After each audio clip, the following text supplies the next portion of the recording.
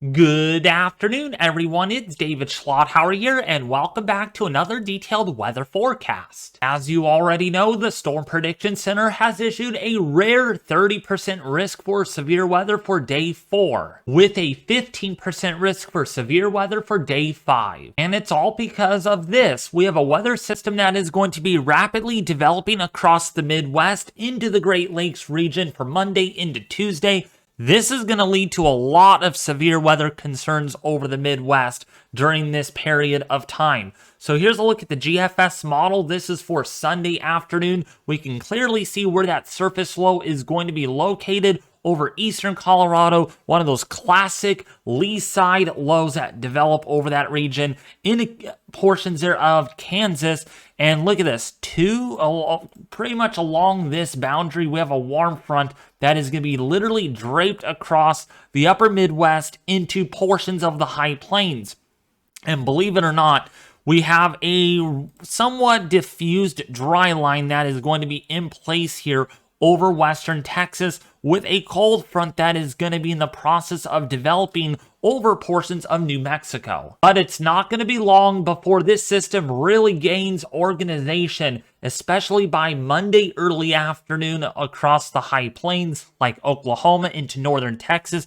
We have a pretty well-defined dry line that is going to be in place here over western Oklahoma into western Texas. You can see that well indicated here on the model with the continuation of this warm front that continues to show signs of more organization within this baroclinic occluded front that is going to be arched its way over to that surface low with a bent back cold front that we have over portions of northern Mexico. So this is really going to set the stage for that severe weather event for Monday afternoon into Tuesday morning. By Monday afternoon, Monday evening on April the 1st, 2024, we can clearly see that well-defined surface low that develops over Kansas. To the east of it, we have that dry line, we have that warm front, a very unstable warm sector that is going to be in place over Kansas, over Missouri into Arkansas, eastern Texas, as well as eastern Oklahoma. And this is going to be the zone where we really have to watch for any supercellular structures that do develop and take on quick organization, where we could see strong tornado potential. And the reason why we're going to likely see tornadoes out of this is because of how moist and unstable the atmosphere actually is. Take a look at these dew points here from the GFS model on April the 1st. Look at, we got mid to upper 60s to lower 70s across eastern Texas, eastern Oklahoma, into Arkansas, into Louisiana. A very, very well-defined warm sector here, characterized by a dry line that is draped over central Texas into western Oklahoma. We got the warm front that is going to be in place across the upper Midwest into portions of the Missouri Valley.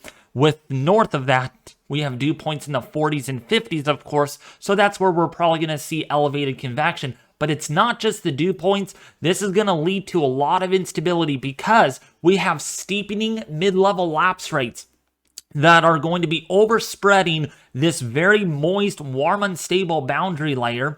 And so this is going to allow strong instability to develop, a lot of thunderstorm juice all the way across eastern Texas, eastern Oklahoma, into Kansas, where we have anywhere between 1,000 to 1,500 joules of CAPE. But another forcing mechanism will be, again, the dry line and the warm front, but also we're going to be looking at a lot of wind energy with this system.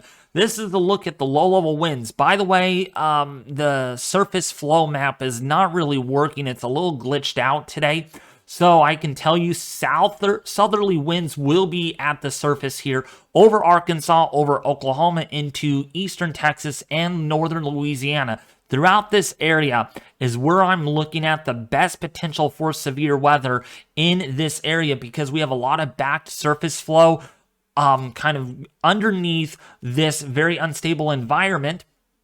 And we have these winds. Okay, let's go back there.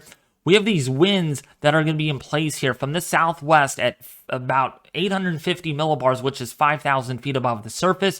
From the southwest at about 40 to 50 knots, you go a little higher than that. When we take a look at our trough-like system as it ejects into the plains, take a look at this. This thing is a monster. Look how powerful that is. This is Monday afternoon over Colorado, over Kansas.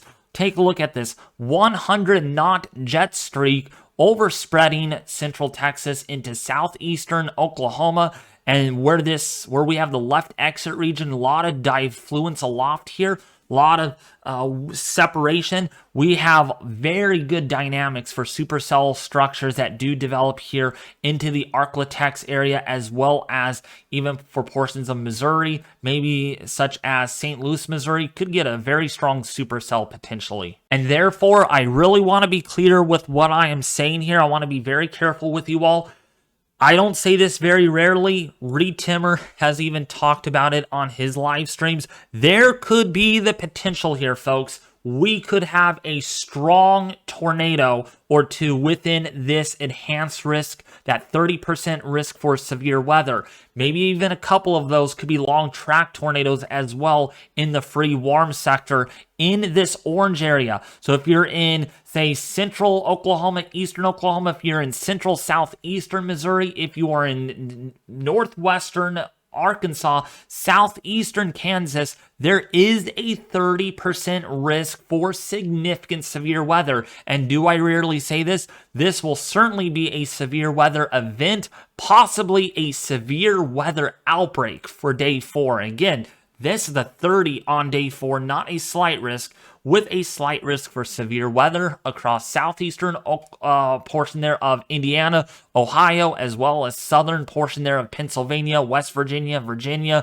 Kentucky, Tennessee, northern Mississippi, Alabama, and Georgia, including for western North Carolina within this slight risk. Even Maryland, didn't want to forget you all there. Even in Delaware, kind of the western edge there, the state line, under a slight risk for severe weather. So this definitely is bear watching in days to come. What is also bear watching in days to come will be how the weather impacts the solar eclipse coming up. I know it's been a while since I've mentioned this in my previous videos, but I really wanted to emphasize it in this video. There's a solar eclipse, a total solar eclipse on April the 8th. Don't want to miss that. It's on a Monday. Mark your calendar, because this daytime will become dark if you're in the path of totality here. And the cloud cover, not looking so fortunate, at least for my area where I'm going into Kerrville, Texas. Cloud cover anywhere between 60 to 80% potentially.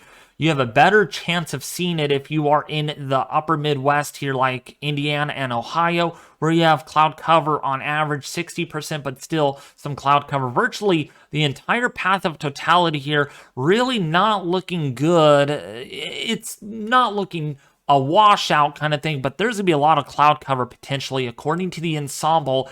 That's from the GEFS, the Global Ensemble Forecasting System, the American model. And this is from the EPS, or the European Prediction System.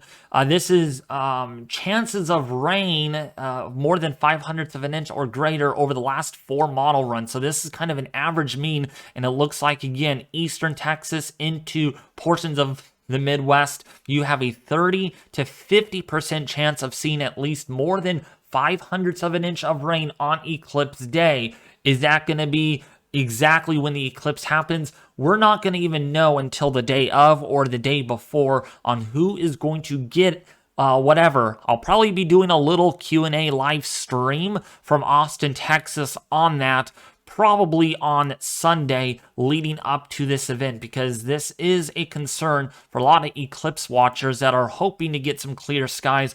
Probably not going to be fortunate this year, depending on where you're at. But again, pretty far out in time. This is more than 10 days out, still yet to come before eclipse day.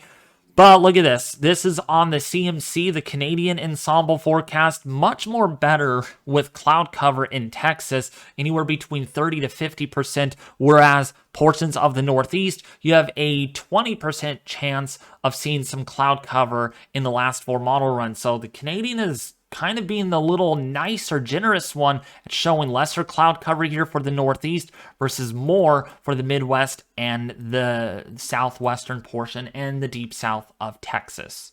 Now, with that being said, I am going to have a great North American total solar eclipse Q&A session on Tuesday, April the 2nd, 2024. You do not want to miss it. I sure hope you all can make that stream because I will be answering all your guys' questions that you might have for me. And if you don't know what you want to ask me, please write it down on a notebook or something and ask me that question when it comes time on Tuesday. That stream is set for 5 p.m. on Tuesday next week, so be sure to be there. Also, I'm going to do a 3-part series of my solar eclipse trip. The series is called Trip to Eclipse, and it's going to begin on Wednesday, and it's going to go all the way through Friday. I hope you all can join that because we're going to keep you all entertained. My cousin Sarah has a lot of fun activities that are going to be planned for that trip, and you all are invited to join. So anyways, that's going to do it with that. But anyways, thank you all for tuning in to today's detailed weather forecast. As always, have a great rest of your Friday. Happy Good Friday to you all that are watching this from the East Coast. As always, I will be back with you more tomorrow with another detailed weather forecast because of that severe weather event coming up. Looks very, very concerning. But anyways, share, like, and subscribe, and I'll see you tomorrow.